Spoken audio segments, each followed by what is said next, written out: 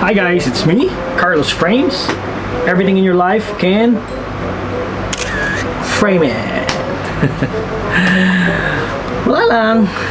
Gaya na sabi ko, nag-iisip ako ng mga content.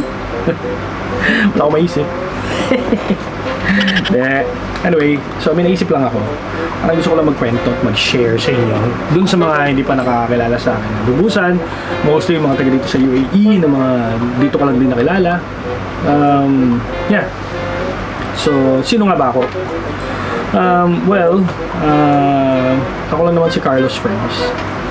Ang may dugong nananalaytay ni Iron Man or ni Tony Stark. De, ano lang talaga ako, super fan lang talaga ako ng Iron Man, Tony Starks, sobra. Well, anyway, ayun, gusto ko lang magkwento. Parang this past few weeks na bigla bang nagre-reminisce sa akin yung mga high school life. So, yan, parang magandang topic yung pag-usapan yung high school life. So, shout out dun sa mga classmate ko. Yan, mga classmate ko. Mga kinokopyahan ako kapag ka nag-exam kami. Kasi, alam mo naman, I was so smart. Ayaw, di ba? So, ano kasi ko, guys, I'm one of the most behaved animal in the planet. So, isa ako sa pinakamabait na estudyante. When I was elementary until high school, especially no high school, teacher's pet ako. Talagang literal teacher's pet. Nalagyan ako ng tali rito, pinapalakad sa campus, pinapaihi, pinapatay. Ayaw, di ba? So, ayun, kumbaga, makulit ako, in short. Hindi naman siguro obvious, di ba? So, ayun, naalala ko lang na way back, mga high school pa, di ba? So, mga kaway-kaway yung mga batch 80s dyan. Batch 80s dyan. Mga classmates ko, especially. Tapos, yan. Yung mga, mga batchmates, kumbaga. So, bahay kasi namin noon, it's like, 10 minutes walk lang. To our campus. So, from elementary hanggang high school, ganun ako.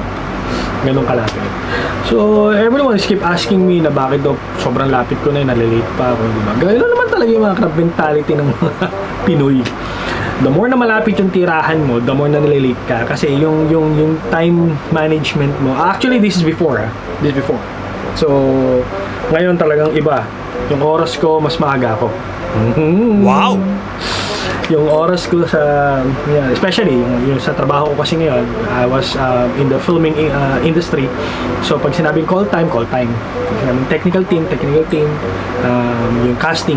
So meron kaming kanya-kanya kaming call times. Mostly lahat ng technical tsaka kami mas maaga kami compared to casting kasi siset up pa kami, di ba? So yun, balikan natin yung high school. Marami mag-enjoy dito pag na-upload ko to. So mamaya na rin yung mga shoutouts nyo. Excited kayo masyado. Ayaw, di ba?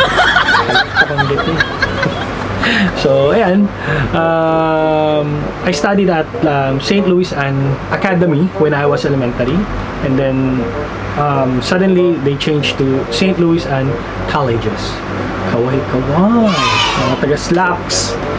So, yun.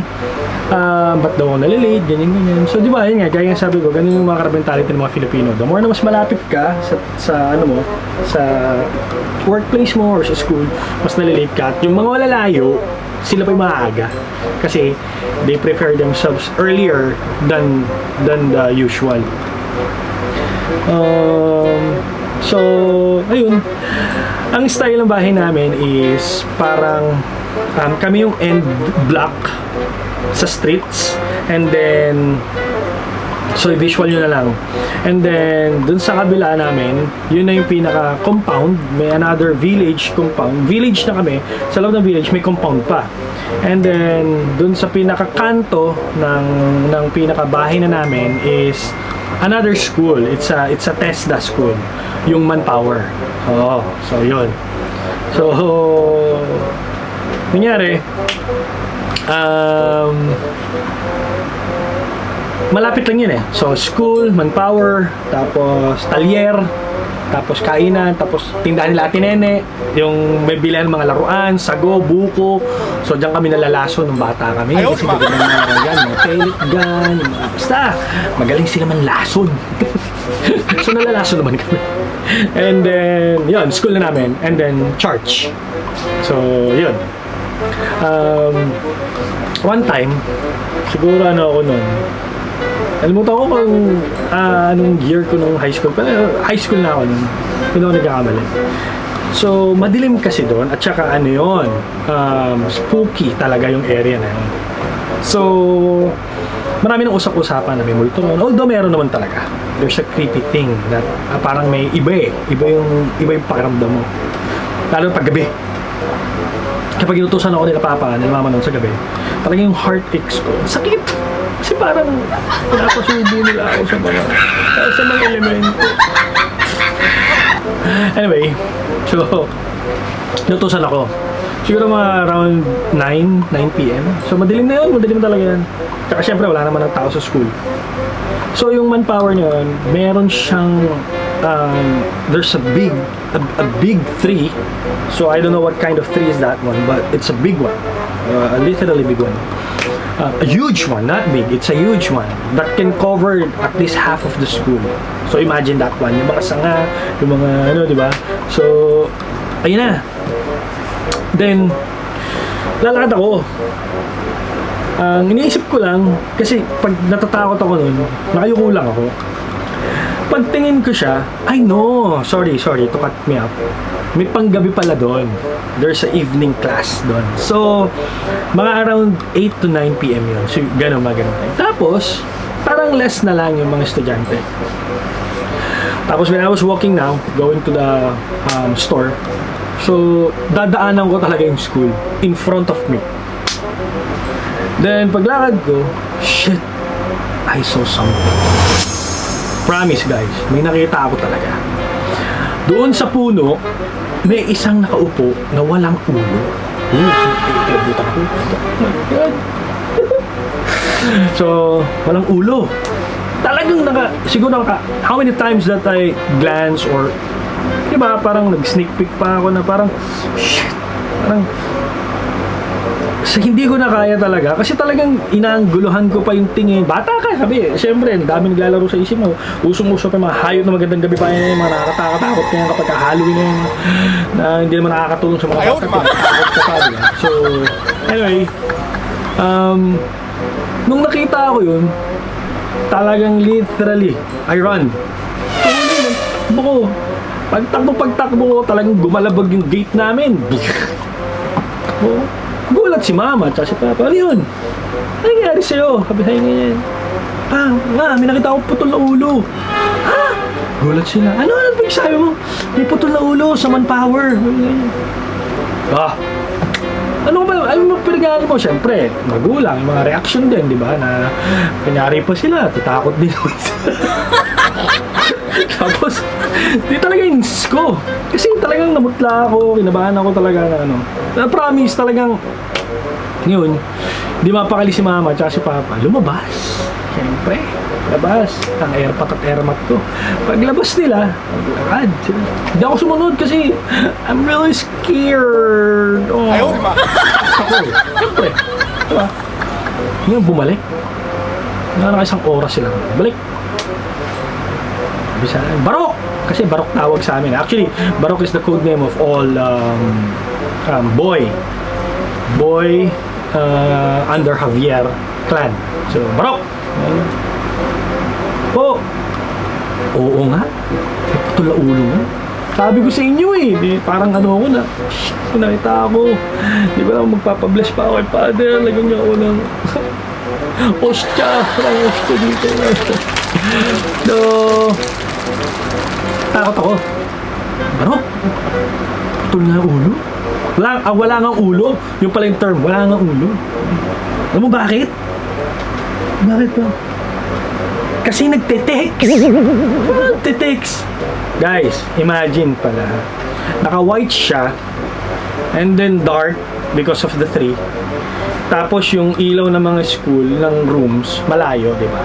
So, yung palang estudyante, nagtatago sa teacher. So, ang style niya, nakaganon siya. Ayoko. So, ikaw, yung perspective mo, if you're at the back, and then ako, sobrang yuko kong ganyan, at nasa dilim ako, imagine na talagang walang ulo. Di ba? So, kaya pala yung kahit anong glance ko, hindi ko makita kasi nakaganon siya. Nakayuko siya. Okay? So, talagang mukhang walang ulo. Kaya, ayun, tawa sila ng tawa. Kasi nagmukha ako tanga. Tinawag pa nila yung teacher, nakakilala nila, at saka yung katiwala ng school. Diba? So, yun yung mga isa sa mga naaalala ko. Pero, promise, there's something elemental and creepy things happening on that school. Which is true. So, na-experience na nila mama. Totoo.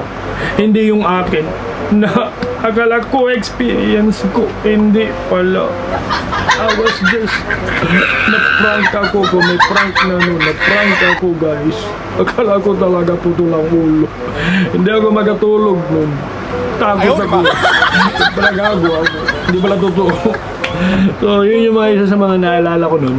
Na alala, nakakatuwang balik-balikan. Pero marami kaming dyan sa ilang-ilang street na yan. Kasi sobrang haba niyang ilang-ilang street na yan. So, ang daming kababalaghan, kalokohan, sobrang marami dyan.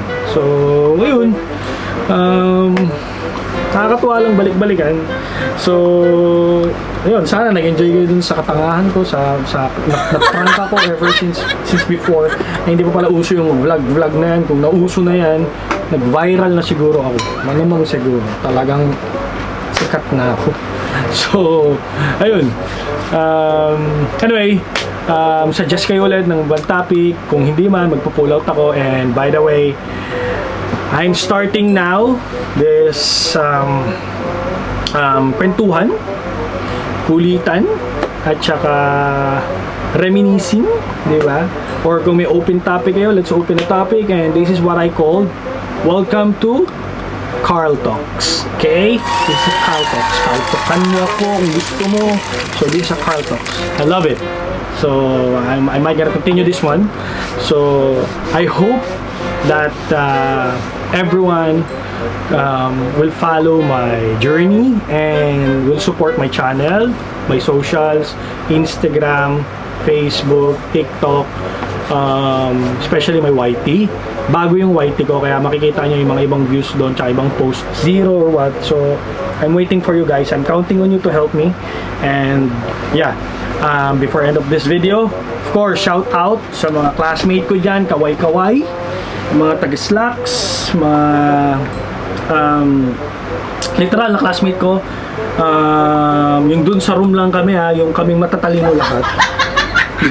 So shout out dyan kila Doropopoy, kilala mo na kung sino ka, si Avril Lavigne, kilala mo yan, tsaka si Nanay ni Shansai.